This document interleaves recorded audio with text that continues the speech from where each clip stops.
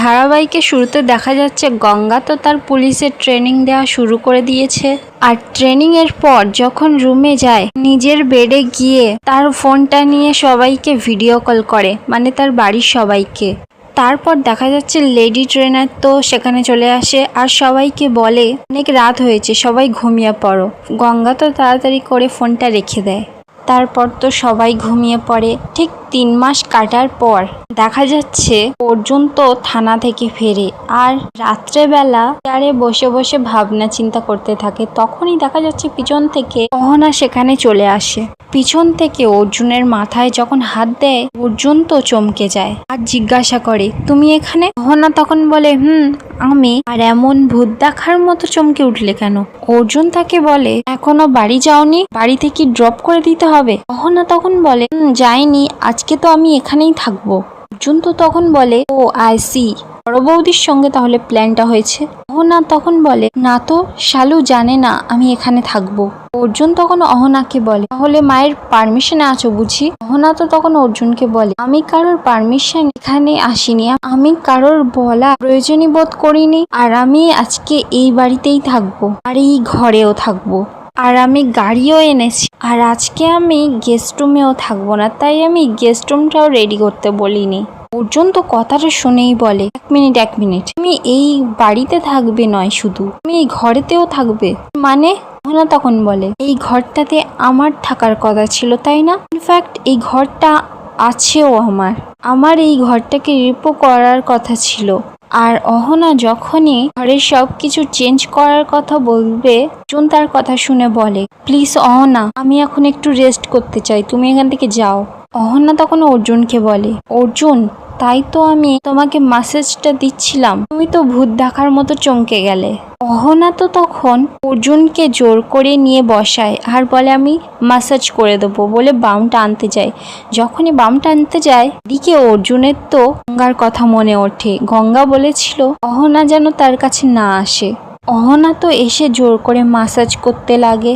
অর্জুন তখন সঙ্গে সঙ্গে ওঠে আর বলে, ঠিক আছে, অনেকটা বেটার লাগছে। আর অহনাকে বলে, অনেক রাত হয়ে গেছে তো, আমার মনে হয় তোমাকে এখন বাড়ি যাওয়া উচিত, এই ঘরে তোমার থাকা সম্ভব নয়, তাই বলছি। অহনা তো কথাটা শুনেই বলে, কেন সম্ভব নয়? কেন? তুমি তো আমাকে ভালোবাসো নাকি এতদিনে ওই গঙ্গাকে ভালোবেসে ফেলেছো? এই বলে তো অহনা অর্জুনকে কথা শোনাতেই থাকে। অর্জুন তো কথাগুলো শুনেই বলে, আরে বারবার একই কথা শুনছি, একটু শান্তি চাই আমার, এই ঝামেলা না করলে হয় না তোমার? অহনা তো এসে বলে, মানে আমি ঝামেলা করছি?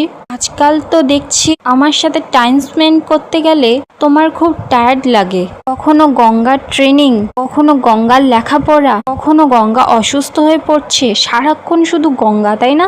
সারাক্ষণ শুধু গঙ্গাকেই নিয়ে ব্যস্ত, আর আমার সময় শুধু টায়ার্ড লাগে তোমার, তাই না? অর্জুন, তুমি তো আমাকে ভালোবাসো। গঙ্গা এ বাড়ি থেকে চলে যাওয়ার পর তো আমার বউ হয়ে আসার কথা, তুমি তো এই কথা বলেছিলে। আমি তোমার লাইফে এক্স্যাক্টলি কোন জায়গায় দাঁড়িয়ে আছি বলো না? অর্জুন তখন রেগে গিয়ে বলে, এক্ষুনি জানতে হবে? অহনা তখন বলে, হ্যাঁ। অর্জুন তখন অহনাকে বলে, এই বাড়িতে আমি একা থাকি না, জেঠু জেঠিমা আছে, তাদের সবার সামনে তুমি আমার ঘরে থাকবে, সেটা কি ভালো দেখায়? এইটুকু তোমার সেন্স নেই? অহনা তো কথাটা শুনে বলে, তাহলে এটাই রিজন? অর্জুন তখন বলে, হ্যাঁ এটাই, এখন এখান থেকে যাও, কেউ দেখে নিলে, বলে তো রাগমাগ দেখিয়ে চেয়ারে এসে বসে পড়ে। অহনা তো আবার অর্জুনের কাছে আসে, এসে বলে, তাহলে তুমি যদি একা থাকতে, তাহলে আমার সাথে থাকতে তোমার কোনো অসুবিধা হতো না, বাড়িতে বড়রা আছে, তাই তুমি আমার সাথে একসাথে থাকতে পারবে না, তাই তো? তার মানে তুমি এখনো আমাকে ভালোবাসো, আমাকে বিয়ে করবে তো? অর্জুন তো এদিকে ভাবনা চিন্তায় পড়ে থাকে। অহনা তখন বলে, গঙ্গার এই পোস্টিংটা হলেই আমরা এ বিষয়ে তখন কথা বলবো, ততক্ষণ অবধি আমাকে ওয়েট করতে হবে। আর আমিও চাই না আমাদের ব্যাপারে বাড়ির বড়রা ইনভলভ হোক। আমি চলে যাচ্ছি, অন্তত এটুকু তো ইন্স্যুরেন্স পেলাম, ঠিক আছে এখন আমি চলে যাচ্ছি। এই তো বলে অহনা চলে যায় ওখান থেকে। তারপর অর্জুন তার ঘরের দরজাটা বন্ধ করে একা একা ভাবনা চিন্তা করতে থাকে আর বলতে থাকে মায়ের ফটোর সামনে, অবশ্য ঠিকই তো, অহনাকে তো আমার বিয়ে করার কথা ছিল, অহনাকে তো আমার ভালোবাসার কথা ছিল। আর মা, তুমি কি অদ্ভুত একটা চিঠি লিখে গেলে, আমাকে একেবারে সংকোচে ফেলে গেলে। আমি কি গঙ্গার সাথে বিয়েটা কি সিরিয়াসলি নিয়ে নিচ্ছি? আমি কি এই বিয়ের বন্ধনে জড়িয়ে পড়ছি? কিন্তু এই বিয়েটা তো আসল নয়। আমিও জানি, গঙ্গাও জানে। তাহলে কেন এত অস্বস্তি হচ্ছে? কাকে আমার মনের কথা বলবো? কেউ নেই মা। এই বলে তো অর্জুন তো বসে বসে ভাবনা চিন্তা করতে থাকে। তখনই সে ভাবে গঙ্গা এসেছে তার কাছে। গঙ্গা তো পিছন থেকে এসে অর্জুনের মাথায় হাত দেয়। অর্জুন তো গঙ্গার হাতটা টেনে ধরে। গঙ্গা তখন বলছে, আপনার মন খারাপ স্যার, আমি তো পাশে আছি। তখনই অর্জুনের ঘুমটা ভেঙে যায়। সে দেখে সে স্বপ্ন দেখছিল। তখন তো অর্জুন ভাবে, কি হলো, আমি গঙ্গাকে দেখলাম কেন?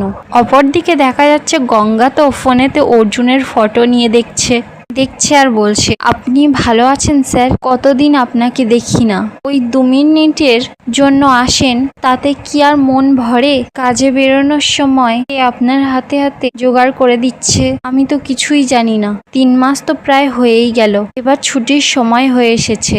আর কটা দিন পরেই তো বাড়ি যেতে পারবো। তারপর সামনে থেকে দেখবো, নিজে দাঁড়িয়ে থেকে আপনার খাওয়ার ব্যবস্থা করে দিতে পারবো। এই বলে তো অর্জুনের ফটোটা দেখতেই থাকে। অন্যদিকে দেখা যাচ্ছে শালু তো বসে বসে পেডিকেয়ার করাচ্ছে। ঝিমলি তার পায়ে ম্যাসাজ করে দিচ্ছে। বলছে, দিদি আপনার পাটা কিন্তু খুব নরম। আপনার পাটা কি সুন্দর। জানো তো, এরকম সুন্দর পা যাদের হয় তারা খুব ভাগ্যবতী হয়। এদিকে শালু তো মনে মনে ভাবে, গঙ্গার এই বোনটা কিন্তু গঙ্গার মতো নয়। যতই ক্লাসলেস ব্যাপারটা থাকুক না কেন, মেয়েটা দেই চলে আমাদের। ঝিমলি তখন শালুকে বলে, ওদি তোমরা তো কত ভালো মানুষ, আমার তোমাকে খুব ভালো লেগেছে, কিন্তু গঙ্গা তোমাদের পছন্দ করে না কেন? আরে গঙ্গা যাওয়ার আগে আমার সাথে দেখা করতে এসেছিল না, আমাকে বলছিল। তুমি আবার গঙ্গাকে বলে দিও না যেন। তখন শালুকে বলে, তোমার একটু ফেস ম্যাসাজ করে দেব? শালু তখন বলে, দাও, তুমি তো বলেছিলে তুমি তো আবার পার্লারে কাজ করতে, তবে তোমার হাতটা বেশ ভালো। তখন ঝিমলি বলে, হ্যাঁ, আমাদের পাড়ায় একটা পার্লারে আমি কাজ করতাম, তবে আমাদের পাড়ার খদ্দেররা না একদম ভালো নয়, খুব জ্বালাতন করতো। এখন আর করি না। হাজার হোক, তোমাদের তো একটা মান সম্মান আছে। তোমাদের আশ্রয় থাকি যখন, তোমাদের কথা না ভাবলে চলে? শালু তখন বলে, না না, তুমি বেশ ভালো মেয়ে, তোমাকে 3 মাস হলো দেখছি, তুমি বেশ সাহায্য করো, আমাদের সঙ্গে গুছিয়ে চলো, অ্যাটলিস্ট আমার বোনের মতো নয়। তখনই ঝিমলির কাছে জিজ্ঞাসা করে, ঝিমলি তুমি যেন কি বলছিলে?